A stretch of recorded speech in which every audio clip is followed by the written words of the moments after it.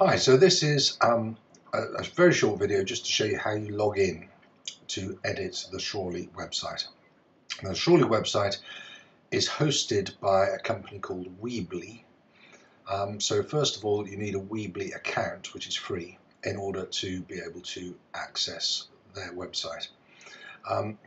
To log in or to access the website, go to www.weebly.com/login, LOGIN. I'll put that link into a document and share the document with you so that you'll know how to get to that. So when you get there, you'll get to a page that looks like this. Now, it's already got my login information in because it's remembered from last time. If you haven't got an account, you're first going to have to open an account. So down here it says need an account, sign up. So what you do is click on that and it takes you to a slightly different page, which is the sign up page. So you put your name in, your email address and a password. And then you click sign up for free and it will sign you up, and then you'll have access to your platform. And the platform will then be like this. So let me just get back to signing in. So then I'll sign in.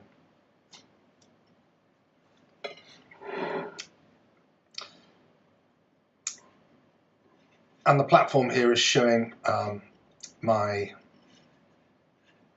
website that I want to edit. Now I have got probably what you'll go to.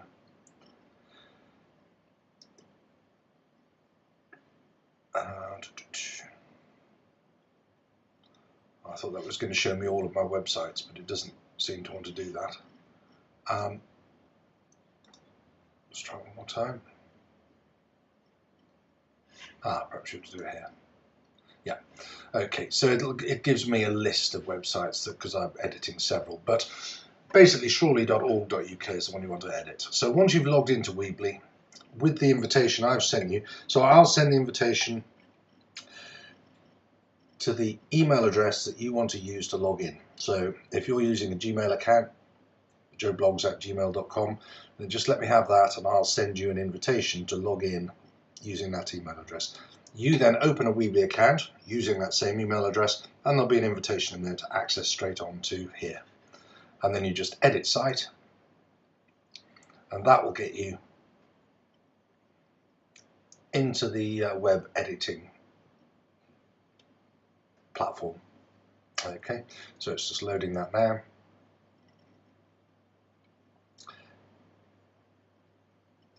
And it'll load also the website in kind of design format.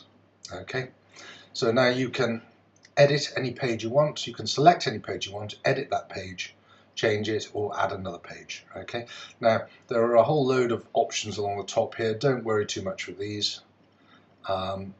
But the two main options you can use are build and pages. So if you go to pages and click on that, this is a list of all the pages on the website. Okay, now most of these are actual pages. So trying to think of the History Society page. So that's an actual page, and you can edit that. And I think you've edited it in the past, put in an annual subscription, etc. Okay, and you can either click on this, select text, put in new text, or you can select text. So the annual subscription is, you could put annual subscription £2. You could click B for bold, and there you are. You've got it in bold. All right. So you can do what you like. You can also then, if you go to the build section, you're still on the page you're editing, but now you can bring in other text boxes or a button or whatever else, and then you can add characteristics to the button. So that when you click the button, it sends you to another page, or it sends an email or whatever. So that's a little bit more sophisticated, but it's and probably not something you'll need, but it can be done. So that is basically how you access the platform and how you get onto build, so the build tools or the pages. So here we selected the history page. If we could click, click up here, gives us all the other pages again. So we've either got normal pages like that, Or we've got other pages, which are one of the other types of page that I use quite a lot is like a link, which just basically is a page. It's a tab, but it doesn't actually go to a page on the website. It goes to an external link. So that's the external link for the parish council meetings minutes. Okay, so you just name the page or subsection if you like, and then you put in the link. And what you can do is you can share quite detailed documentation and spreadsheets and stuff using this. So what I've suggested is that you put it onto the G drive that I've talked about in another video, get the shareable link, create a new page using the shareable link option, put in a name, put in the link, and then choose where you want to put it in this list. That's covered in other emails anyway, in other videos anyway, but that is how to access the platform. So you need an invitation from me to the email that you're going to sign in with, and that invitation will give you editing rights to change the website. You then go to the link, which I'll put in a document and share with you. So that's the weebly.com/login. Log in using your email address and your account details, which if you have to set up a new account with Weebly, just go through that option. And then you'll be able to access the web and access the web page and edit it. There are other videos which show you how to actually edit in a bit more detail.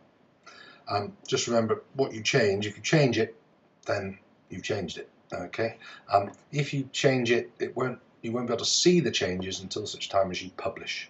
So you have changed the information here, but until you publish, you won't actually. Everyone else won't see the changes. So whenever you finish doing changes, hit publish. It'll whir for a little while, and then there we are, website published. If you then click on that link just to check it, it's loading in a new tab, the actual website, and we can see there we are. So that is the website. Now there are a few of these things at the moment have changed. I think this is an AdSense thing, which is I'll have to look into. So for some reason I can't access. These used to be adverts, but for some reason they're not showing anymore. So I'll have to play with that. But that won't affect actually you editing it. And I hope that helps.